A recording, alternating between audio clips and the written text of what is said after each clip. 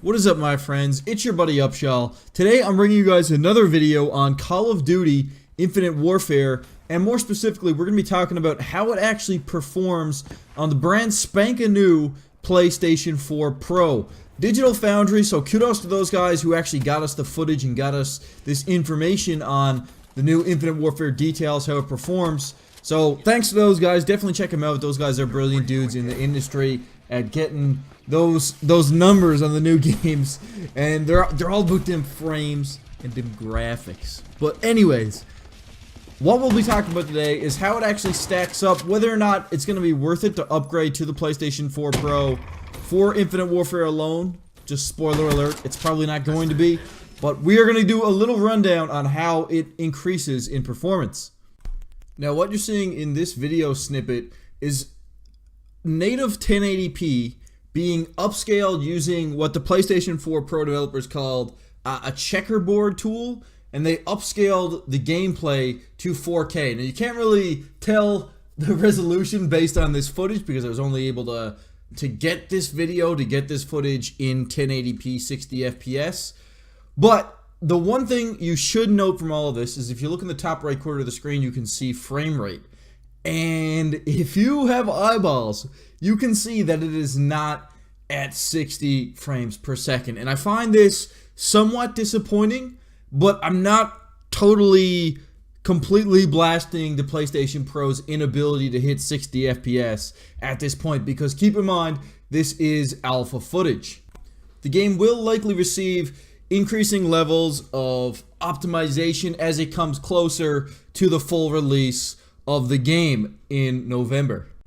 Now, my biggest, idea when I heard about the PlayStation Pro is, will we be seeing improved textures, improved details, improved lighting and shadows in the games that are given this so-called PlayStation Pro version? Well, Digital Foundry themselves kind of settled this argument. They said the consensus between them was that the core visual makeup is perceptibly very close between the PS4 and the PS4 Pro right now, with resolution being the only enhancement. They went on to say that there's no sign as of yet that Sony's newer machine offers higher quality scenery or effects work while simultaneously rendering out to a 4K screen.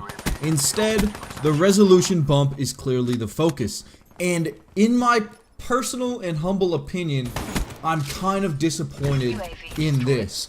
My biggest goal I wanted to see from the PlayStation 4 Pro was really locking down 1080p gaming, possibly even pushing to 2K, but ensuring that every single game was to run at a minimum of 60 FPS, while also going so far as to increase lighting and textures to probably put it on par with a PC that's running, say, on ultra settings for Call of Duty Infinite Warfare or Battlefield 1 at 1080p at a locked or higher 60 FPS. That is what I wanted to see most of all, because to me, as a gamer, as a guy who wants my stuff to perform at the highest that it can, I'm both a PC and a console peasant at the same time, and I want to see things run stably with great detail at least 60 FPS, if not more. I prefer to see my games running at around 90 to 100, because that gives you the most stable experience and allows you, especially with an FPS, with a first-person shooter,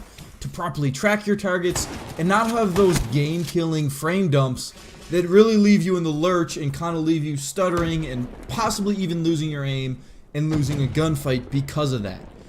And because it seems at this point that the PlayStation Pro is far more concerned with pushing a resolution limit so that they can stamp 4K on the box of their games and of their console, rather than actually providing a best, stable, and fluid experience for their gamers, I'm a little bit disappointed by that. I'm not totally ruling out the PlayStation 4 because of this, but to me, it's not necessarily the direction I would like it to go. I understand it completely from a marketing perspective. People love to see 4K, and I'm sure people out there with their 4K televisions will like this news.